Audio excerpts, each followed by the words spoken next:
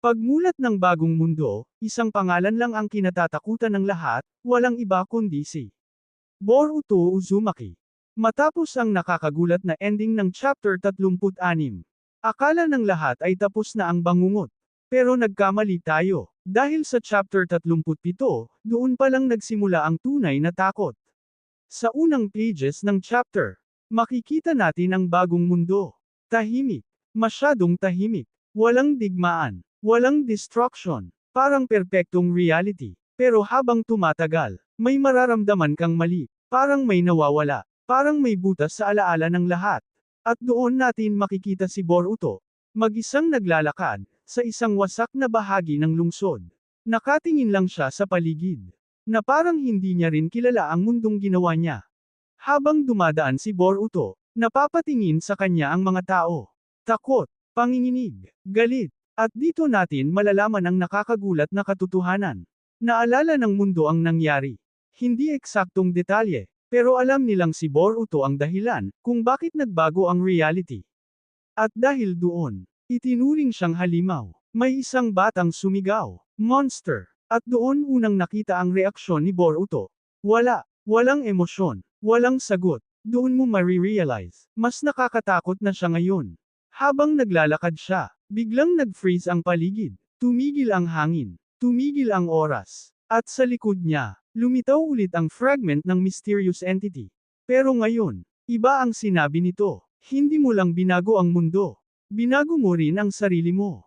At dito ibinunyag ang pinaka-importanting revelation ng chapter 37.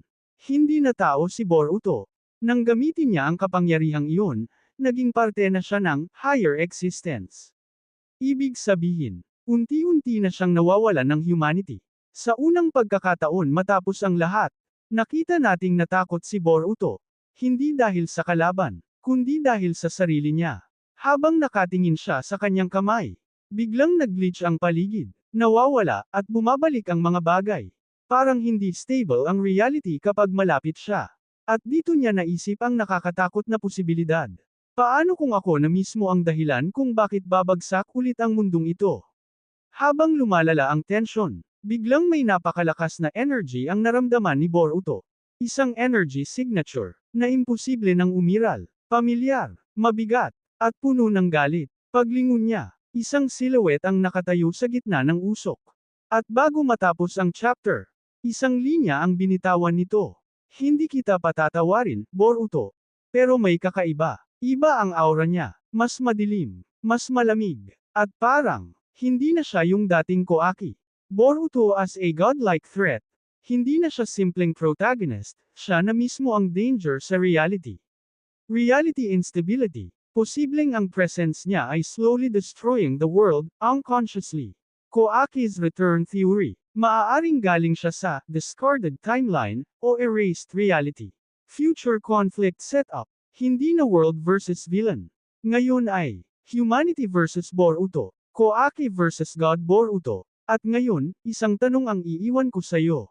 Kung ang isang bayani ay naging dahilan ng takot ng buong mundo, maaari pa ba siyang tawaging tagapagligtas? Hanggang sa susunod na kabanata. Ano ang tunay na anyo ni Boruto ngayon? Column.